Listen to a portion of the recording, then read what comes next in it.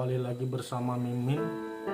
Semoga cerita-cerita yang kita bahas di cerita di channel ini semoga teman-teman bisa terhibur ya. Oke, kita gaspol.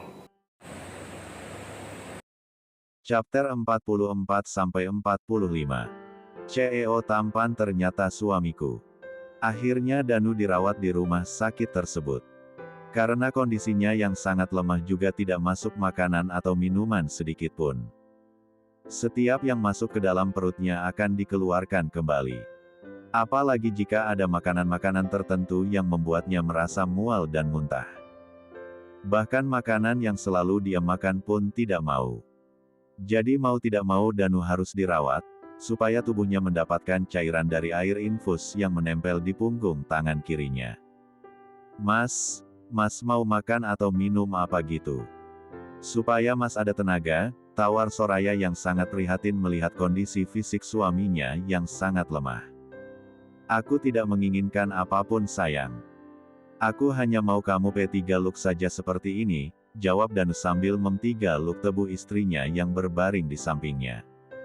Ya sudah ia tidak apa-apa. Tapi nanti harus makan ya, jangan dibiarkan seperti ini, ucap Soraya membalas P3 Danu dengan membiarkan Danu menelusupkan wajahnya di ceruk leher Soraya. Danu malah terlelap dalam P3 Soraya yang membuatnya tenang dan nyaman. Dasar anak manja, maunya dipeluk terus, gerutu Mama Rena, saat baru masuk ruangan rawat Danu, sudah disuguhkan dengan nuansa romantis putra dan menantunya. Sayang, apa kamu tidak menginginkan sesuatu? Kamu sejak tadi belum makan apa-apa karena sibuk ngurusin bayi besar terus, tanya Mama Rena yang melihat Soraya ingin beranjak dari tidurannya. Ini aku baru mau makan Ma, soalnya tadi Mas Danu abis muntah-muntah lagi. Jadi aku bantuin dulu dan akhirnya Mas Danu malah minta tidur dulu. Jadinya aku lupa, jawab Soraya sambil tersenyum malu. Ya sudah kamu makan dulu Gi. Biar Mama yang jagain bayi besar kamu dulu, titah Mama Rena sambil menyerahkan rantang makanan pada Soraya. Terima kasih, Ma, jawab Soraya langsung menerima rantang dari Mama Rena. Oh iya, kamu nggak apa-apa kan jika makannya di sana. Supaya Danu tidak mencium aroma makanan yang akan kamu makan. Nanti bisa-bisa kamu tidak jadi makan karena Danu muntah-muntah lagi, jelas Mama Rena memberitahu pada Soraya supaya makannya agak jauh dari Danu. Untung saja ruangan rawat Danu yang VIP jadi ada sekat untuk kamar dan juga ruang untuk menerima tamu. Jadi Soraya tidak harus keluar ruangan jika ingin makan atau minum. Jika tidak pasti Soraya akan kelelahan karena sering bolak-balik. Ternyata Danu merasa di sebelahnya telah kosong. Dia mencari keberadaan istrinya yang tidak ada di sampingnya. Danu mengedarkan pandangannya ke seluruh ruangan rawatnya. Di sana sedang duduk Mama Rena, yang sedang membaca majalah yang ada di meja tidak jauh dari Ran, yang pasien. Kenapa? Soraya sedang makan dulu. Karena mengurusimu dia jadi lupa untuk mengisi perutnya. Apa kamu tidak kasihan padanya, dia sedang mengandung calon anak kamu. Kenapa kamu malah membuatnya menjadi susah, ucap Mama Rena memarahi Danu, yang bersikap sangat manja semenjak Soraya dinyatakan hamil.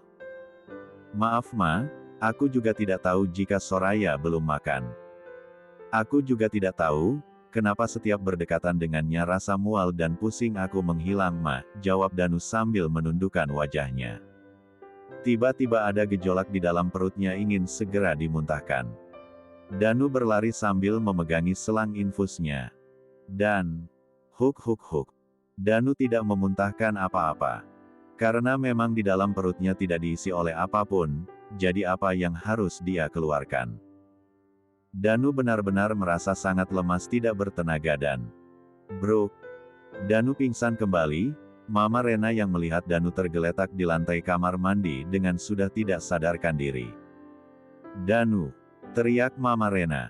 Membuat Soraya yang sedang makan spontan berlari menuju Mama Rena yang berada di dalam kamar mandi. Ma, apa yang?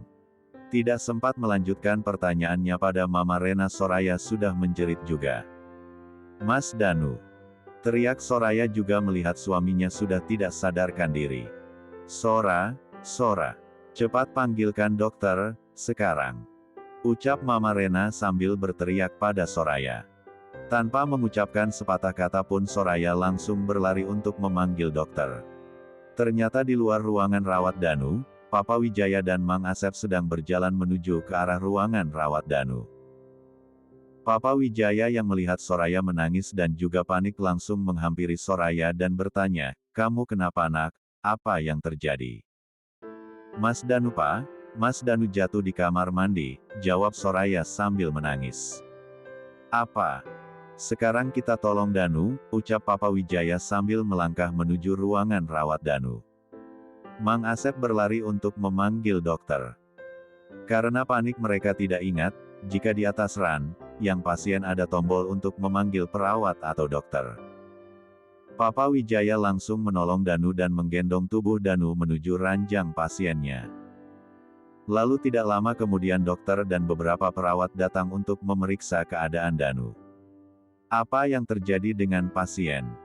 tanya dokter yang akan memeriksa Danu. "Dia baru saja jatuh di kamar mandi dok," jawab Mama Rena sambil terisak di pelukan Papa Wijaya. "Kenapa dibiarkan sendiri dalam kondisi yang sangat lemah seperti ini?" tanya dokter itu lagi. "Untung saja kepalanya tidak terbentur, jadi tidak ada yang perlu dikhawatirkan," ujarnya lagi.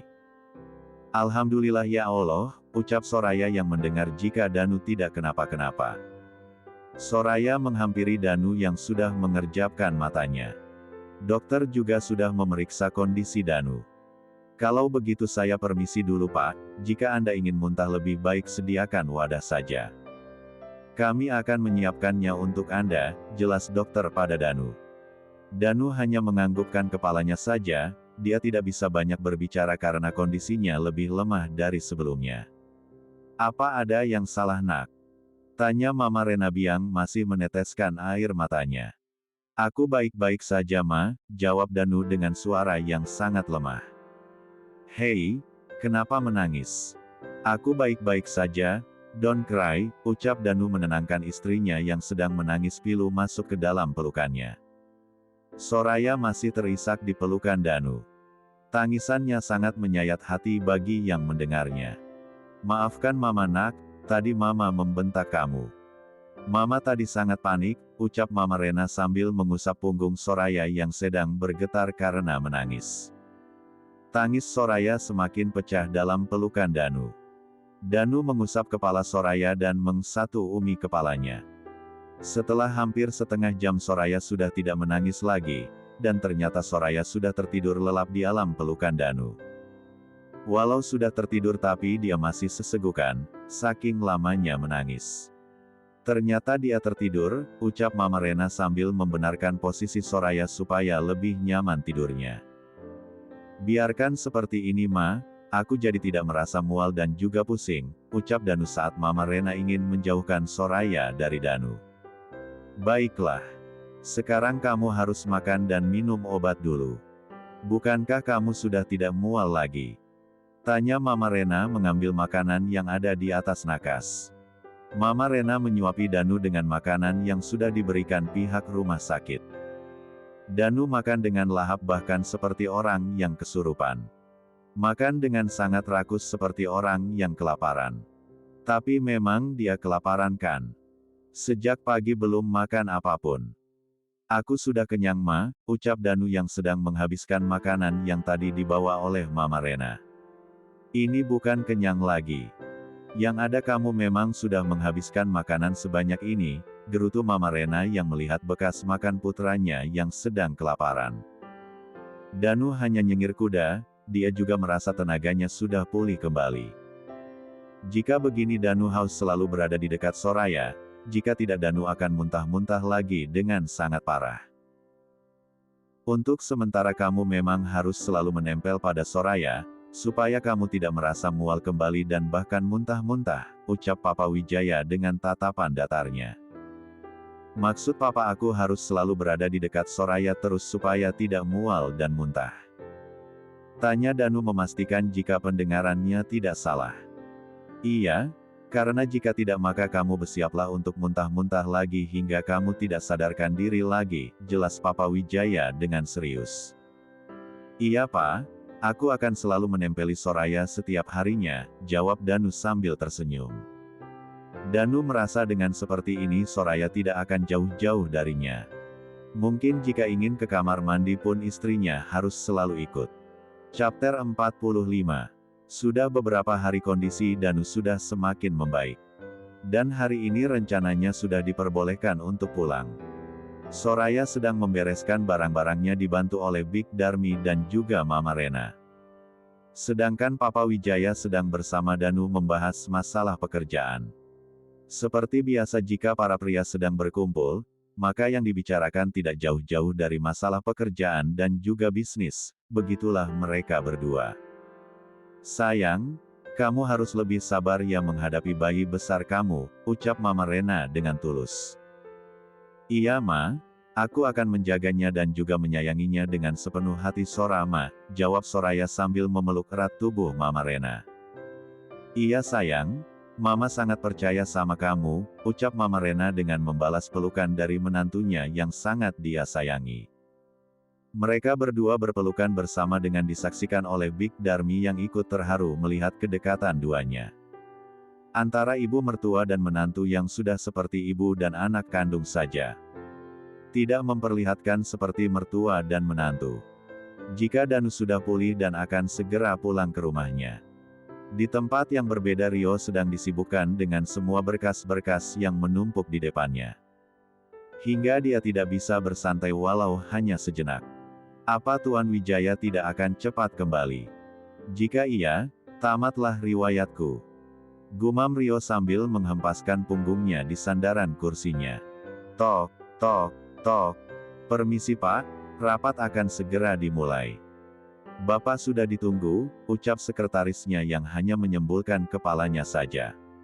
Iya, saya akan segera ke sana, jawab Rio sambil beranjak dari duduknya menuju ruangan rapat. Rio benar-benar dibuat pusing dengan semua pekerjaannya saat ini. Belum lagi harus tetap kuliah supaya bisa meraih gelar sarjananya. Pak, saya bisa pulang sekarang atau harus lembur lagi bersama Anda? Tanya sekretarisnya yang bernama Lisa. Kamu boleh pulang. Saya juga akan pulang, jawab Rio sambil mengenakan jasnya yang sejak tadi hanya digantungkan di kursinya. Baik Pak, ucap Lisa pergi dari ruangan kerja Rio. Saat Rio sedang berada di depan gedung WJ Corp, dia melihat Lisa yang sedang berdiri. Mungkin sedang menunggu taksi atau ojek online-nya. Kamu sedang menunggu jemputan? Tanya Rio pada Lisa. Tidak Pak, saya sedang memesan taksi dan juga ojek online tapi tidak ada yang merespon, jawabnya sambil menundukkan kepalanya. Naiklah, biar saya yang mengantarmu, ucap Rio pada Lisa. Tapi Pak, saya bisa sendiri, ucap Lisa merasa tidak enak harus diantarkan oleh bos. Jika kamu tidak mau naik sekarang juga, maka saya akan membuatmu kerja lembur hingga kamu bisa tinggal di sini dengan lama, ancaman telak dari Rio. Dan mau tidak mau Lisa menurutinya. Dia masuk ke dalam mobil Rio yang masih berada di hadapannya. Dengan kekesalan yang hakiki Lisa masuk ke dalam mobil dan menutup pintunya dengan lumayan keras. Jika kamu sudah bosan bekerja, maka besok pagi saya harus sudah menerima surat pengunduran dirimu di meja saya, ucap Rio pada saat Lisa sudah duduk di sampingnya. Lisa yang diancam seperti hanya bisa nyengir kuda. Dia juga meminta maaf karena sudah membanting pintu mobil lumayan keras. Di mana alamat rumahmu? Tanya Rio dengan datar dan tetap fokus menyetir mobilnya. Di jalan Y nomor 54, jawab Lisa dengan pandangan tetap ke depan. Tanpa mengucapkan sepatah kata lagi Rio melajukan mobilnya menuju alamat yang diberikan oleh Lisa. Ternyata tidak memakan banyak waktu, Lisa tinggal di apartemen yang tidak jauh dari WJ Corp. Terima kasih banyak Pak, sudah mau mengantarkan saya, ucap Lisa saat sudah sampai di depan gedung apartemen yang Lisa tempati. Tanpa mengucapkan apapun Rio melajukan kembali mobilnya keluar dari area apartemen yang Lisa tempati. Sesampainya di rumah Rio sudah disambut oleh ketiga adiknya. Mereka sangat bersemangat kakaknya pulang tepat waktu, tidak seperti biasanya yang jika pulang akan sangat larut malam. "Tumben kakak pulang cepat?"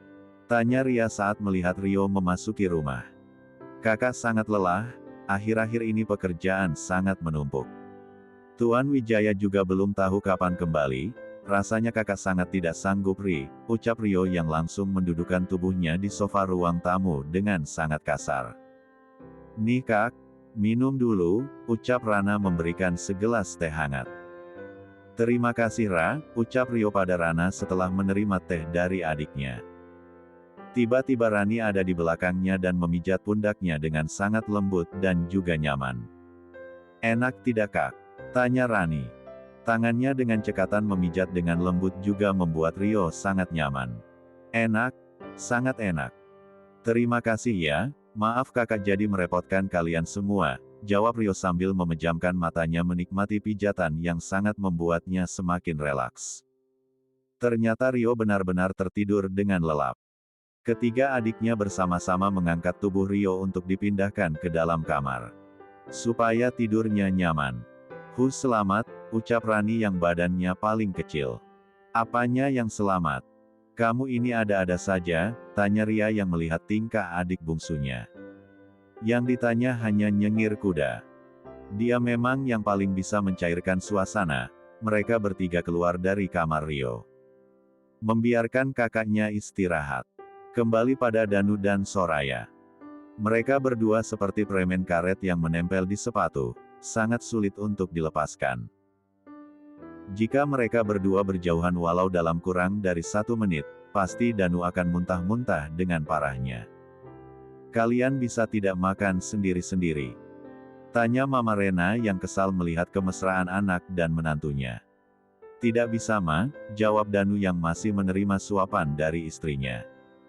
"Oh God," ucap Mama Rena sambil menepuk keningnya sendiri. Maaf ya. Bukannya Sora mau begini, entah kenapa Sora merasa nyaman jika menyuapi dan disuapi Mas Danu," ucap Soraya sambil menundukkan wajahnya dan tiba-tiba dia terisak.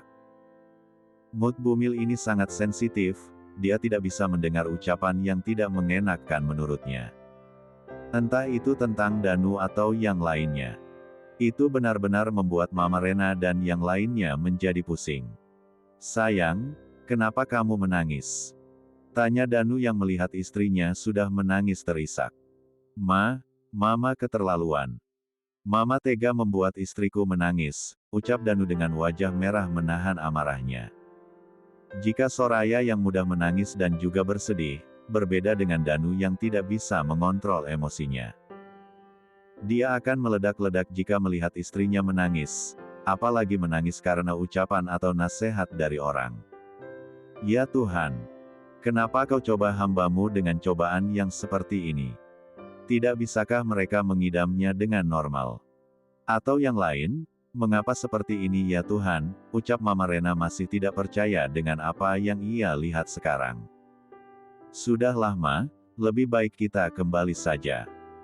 Papa juga pusing menghadapi sikap keduanya, bisa-bisa Papa darah tinggi jika berlama-lama berada di sini." Papa Wijaya mencoba untuk menenangkan istrinya yang sudah sangat frustasi. "Iya, lebih baik Mama dan Papa pulang saja," ucap Danu dengan nada dingin. Tiba-tiba Soraya semakin kencang menangisnya. Mas Danu jahat. Kenapa Mas Danu malah mengusir Mama dan Papa? Kamu jahat Mas. Hiks, ucap Soraya pada Danu sambil memukul lengan Danu. "Sayang aku nggak bermaksud buat ngusir mereka. Tapi kan Mama dan Papa sendiri yang meminta pulang. Aku sama sekali tidak mengusir," jelas Danu yang ikut menangis. Terjadilah pagi hari di rumah Danu sedang ada tragedi yang menyayat hati. Danu dan Soraya menangis bersama dan juga sambil berpelukan di ruang makan. Sedangkan Mama Rena dan Papa Wijaya sudah pergi untuk menenteramkan pikiran yang sangat kacau akibat ulah anak dan menantunya. "Kita akan kemana Tuan, Nyonya?" tanya Mang Asep yang sedang menyetir mobil. Ya Mama Rena dan Papa Wijaya memutuskan untuk meminta Mang Asep mengantarkan ke suatu tempat, yang bisa membuat pasangan paruh baya itu bisa menenangkan pikiran mereka. Kita ke pabrik saja Mang, jawab Papa Wijaya sambil memijat pangkal hidungnya yang tiba-tiba terasa pusing. Pa, apa Papa baik-baik saja? Tanya Mama Rena yang melihat suaminya memijat keningnya. Mereka benar-benar dibuat pusing akan sikap dan sifat anak-anaknya yang di luar nalar. Mereka berdua sudah melebihi anak kecil sifatnya.